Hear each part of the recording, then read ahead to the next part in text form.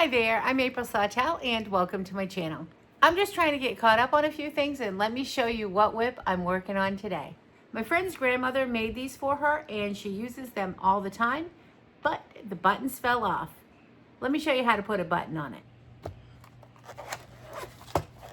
Just grab a little sewing kit and let's get started. So just grab a needle and grab some coordinating thread. I'm going to be using white buttons. So I'm just going to use this white thread, and it's like a waxy thread. I got this whole kit on Amazon and I can put the link below. It has quite a lot of gadgets in it. You can use any thread and you can use any size needle for this.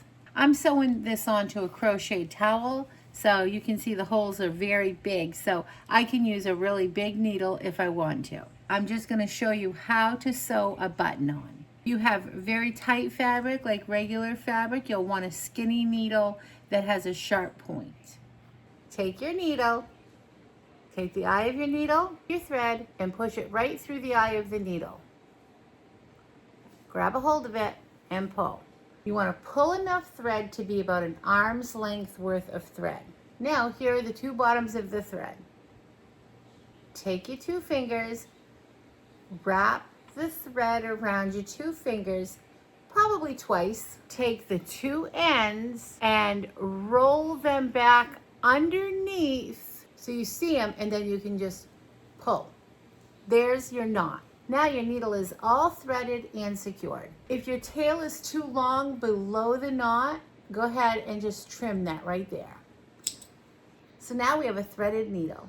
This will be the hole that secures the button, so you can see how big that hole is.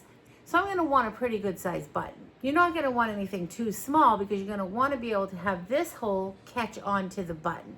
So I'm going to take my button. There's a flat side and a curved side. I'm going to put the flat side down.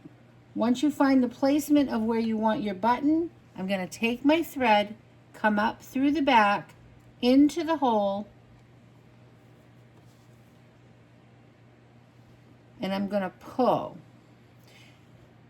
I'm going to pull until it catches. I'm going to take my needle now, go down the hole, pull through the back, and I'm going to pull until it catches, and now it's caught.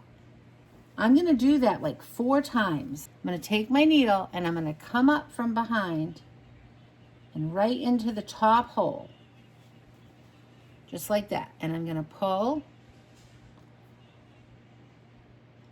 until it catches. Now it's going to get a lot easier.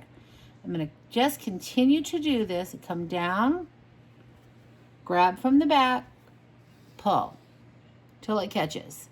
Once the button starts feeling secure, it gets a lot easier. Take your needle, come up from the back. You always take your needle and you come up from the side that you left off on. So I left off on the back, I want to come up from the back. Now I'm going to come up right through the top hole, pull.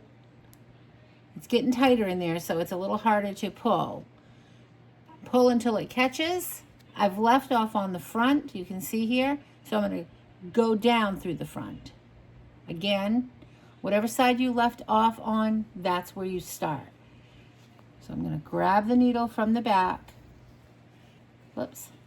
Now, if it ever does this on the top, you just gently untangle it. If it ever does that, what it means is you just need to hold the thread until you've pulled it all the way through.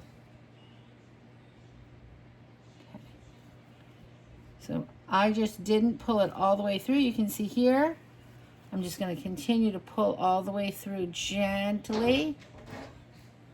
Because I'm working with really thick thread, I'm only going to be able to do that 3 times, not 4. So I've left off on the back. You always want to leave off on the back when you're done. Take your needle, keep your thread out of the way, come in through some of the stitches on the back, just grab a couple stitches, and then just pull your needle.